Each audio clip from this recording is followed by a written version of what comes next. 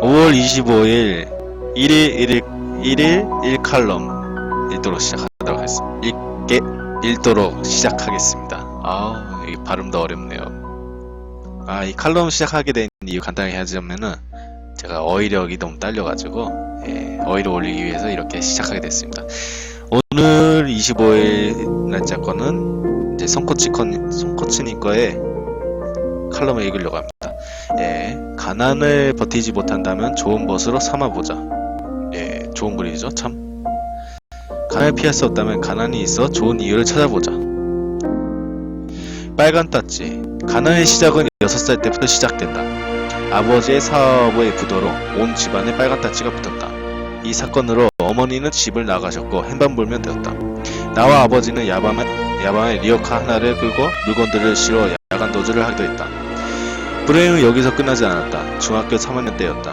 학교를 마치고 집으로 왔는데 집 부근에 온 동네 사람들이 모여 있었다. 무슨 일일까?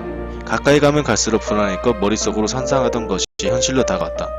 부모님이 엄청 크게 다투고 계셨다. 아버지와 함께 다투고 계신 분은 초등학교 5학년 때 아버지와 만나 재혼하신 새어머니였다. 유리창 대부분이 깨져 있었고 벽면에는 피들이 묻어 있었다. 동네 사람들이 말려도 쉽사리 싸움이 끝나지 않았다. 나는 그 모습을 그대로 지켜보고 있었다. 그 찰나 아버지가 사기 그릇 같은 것을 던지려 하시기에 반사적으로 몸을 날렸다. 사기 그릇은 나의 머리를 강타했고 나는 즉시 기절해버렸다. 그렇게 끝나지 않을 것 같은 싸움은 끝이 나고 새어머니마저 집을 나가버렸다. 문제는 자신이 지고 있는 빚을 떠넘기고 아버지가 힘들게 모은 돈을 모조리 가지고 도망간 것이다. 그때 당시 방앗간을 운영했었는데 가게 문도 닫게 되었다. 집안의 멀쩡한 물건을 찾기가 어려웠다. 아버지는 법원에 다녀오기 바빴고 저녁에는 한잔 술을 드셨다. 한날은 아버지가 집안에 돼지 저금통을 뜯어 돈종을 세아리고 계셨다. 무엇을 하나 몰래 지켜봤는데 그 돈으로 술을 사오셔서 드시는 것 아닌가. 상황이 정말 심각하게 느껴졌다. 정말 돈이 한 푼도 없구나. 평생 함께 한 좋은 벗. 이 일도 어느새 15년 전의 일이 되어버렸다. 그때와 지금은 어떤가. 여전히 우리 집은 가난하다. 이제는 아버지가 연세도 많으셔서 일을 더하기에는 무리가 있다. 더더욱 현재 빚까지 안고 있다. 아버지의 마지막 사업의 결과가 좋지 않아 빚을 지게 된 것이다. 현재 나는 아버지의 생계를 돕기 위해 옆에서 보살펴 드리고 있다. 나의 인생 32년 중 26년이 가난과 함께했다. 이쯤 되면 가난은 떨래야 뗄 수 없는 운명이 아닐까 생각해본다. 혹시 약 30년 동안 함께한 무언가가 있는가? 그것은 누군가에게는 아내일 수도 있고 직업일 수도 있고 친구일 수도 있다. 어찌되었든 오랫동안 함께했다는 것은 큰 의미를 갖는다. 그 존재와의 관계는 어떤가? 금전적인가? 아니면 부정적인가? 사람이라면 원수가 되어 있든 없어서는 안 될 좋은 것이 되어 있든 둘 중 하나일 것이다. 나는 지금도 가난하다. 그래서 살아가는 것이 쉽지가 않다. 하지만 나와 26년 동안 함께한 가난을 나는 좋은 것이라 생각한다. 왜일까? 나에게 금전적인 효과를 일으켜 주기 때문이다. 처음으로 낸 용기. 중학교 3학년 때 돼지 저금통을 뜯어 술을 드시고 계신 아버지를 보며 내가 했던 일이 있다. 만화책을 사려고 아껴두었던 상품권으로 아버지에게 책 한 권을 선물해 드린 것이다. 전혀 표현하지 않던 아들이 책을 읽어보라며 건네주니 젖지 않게 당황하셨던 아버지 얼굴이 지금도 생생하다.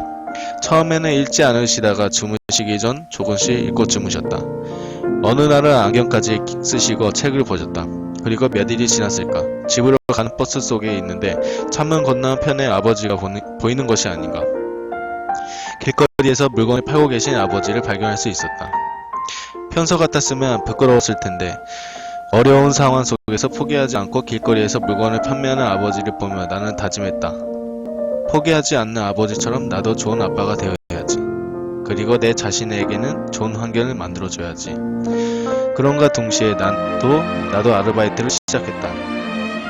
새벽에는 우유 배달을 하였고 평일 오후에는 전단지 배포와 주말에는 목욕탕 청소, 아르바이트를 하였다. 이렇게 처음으로 돈을 벌어 보았다. 쉽지는 않았지만 기분은 나쁘지 않았다. 그리고 조금씩 무엇인가 되어가고 있는 것 같았다. 머뭇거린다는 것은 항상 어둡던 마음이 조금씩 밝혀지는 것 같았다. 중학교 3학년 때부터 시작해 서른이 된 최근까지도 아르바이트를 계속해왔다. 해보지 않은 업종이 없을 정도로 다양한 아르바이트를 했다. 흥미로운 업종도 있었지만 대부분 생계를 위해 할 수 없이 했던 일들이었다. 먹고 살기 위해서 가만히 있을 수 없었다. 선택의 여지가 없었다. 머뭇거릴 생각과 여유가 없었다. 나는 일해야만 했고 움직여야만 했다. 그래야 눈앞에 있는 현실이 해결되니까. 그래, 맞다. 나는 머뭇거릴 여유가 없었다. 그런데 점점 친구들이나 다른 사람들과 대화를 하다 보면 많은 사람들이 망설이는 모습을 많이 보곤 했다. 또래 친구들 중에는 특히나 자격증 공부나 취업 공모전 등 무엇 하나 시도를 하려 할 때 망설이는 모습이 많이 보았다. 그리고 나중에 이야기를 나눠보면 결국 하지 않기로 했다는 것이다. 하고는 싶지만 이미 지원자도 많고 자신보다 경험이나 실력이 많다는 사람들 때문이었다. 잠시만요.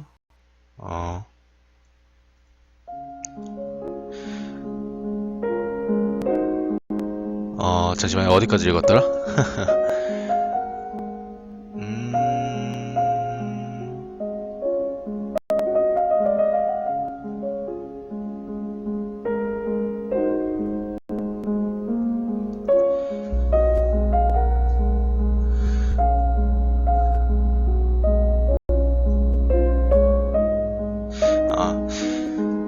경험이나 실력이 많은 사람들이 많다는 것이다. 그러한 이유로 사람들이 이제 일을 갖다 미루게 되었다고 합니다. 죄송합니다. 좀 끊겨서. 분야나 주제는 달랐지만 만나는 많은 사람들이 이와 같은 이유로 많은 일들을 포기하고 있었다. 나는 평생 하기 싫은 일만 하며 살았는데 원하는 일이 있는데 그것을 포기한다는 것이 나로선 도저히 이해되지 않았다. 이게 격하게 마음이 와닿네요.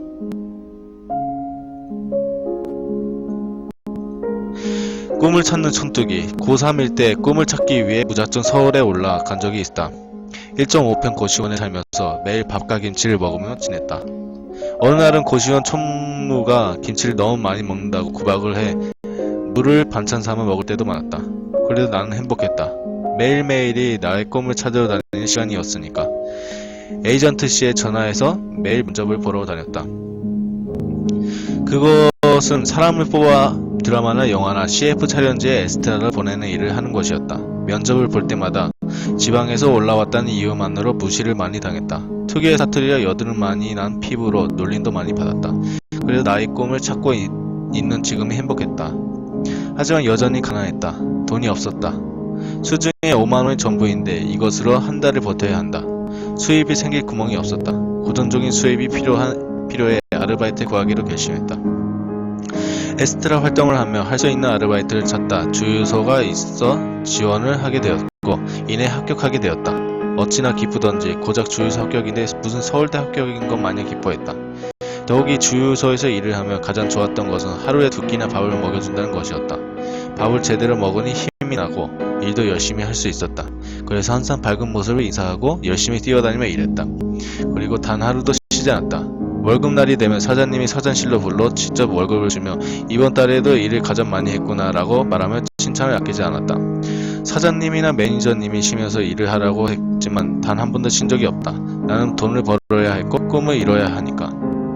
고향으로 내려갈 때가 되어 정신적으로 말씀도 못 드리고 도망치듯이 고향으로 내려와 버렸다. 나를 아껴주시고 챙겨주셨던 사장님인터라 그만두겠다는 말씀을 드리기가 쉽지 않았다. 처음 면접을 볼 때 말씀드렸던 기한보다 빨리 그만둬야 하는 상황이라 새벽에 주유소로 가 다른 직원에게 인사만 드리고 온 것이었다. 그로부터 약 3개월 동안 사장님에게 계속 전화가 왔다.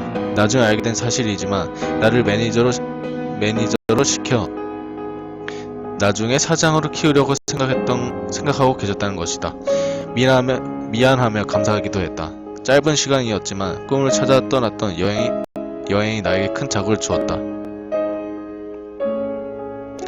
가난이 좋은 벗이 될 수밖에 없는 이유. 어떤 일을 하든 나는 망설임 없이 해나갔다. 그리고 종종 내가 부럽다는 사람들이 늘어나다. 이야기를 들어보면 망설임 없이 일을 해나가는 것이 부럽다는 것이었다. 하지만 나는 그들이 부러웠다. 나는 해야만 하고 그들은 하지 않아도 삶에 아무런 지장이 없었으니까. 그렇다. 나는 해야만 한다. 그래서 나는 망설이지 않는다. 왜 그럴까? 나는 가난하니까. 하지 않으면 안 되니까. 그래서 나는 어떤 누구보다 빨리 실천한다. 그리고 결과를 만들어내고 선정한다. 이런 가난과 함께 동고동락한 지 26년째이다. 이쯤 되면 가난은 나의 좋은 것이라고 해도 되지 않을까? 참 좋은 글입니다. 이 손코치라고 하시는 분의 인생 이야기인 것 같습니다. 보통 칼럼 하면은 뉴스에 대한 이야기거리라고 생각하는데 이런 칼럼도 있네요. 새롭게 생각할 수 있는 좋은 칼럼 이야기였습니다. 손코치님 감사합니다. 여기까지 들어주셔서 감사하고 부족한 칼럼 1일 칼럼이었지만은 앞으로도 꾸준히 하도록 하겠습니다. 감사합니다.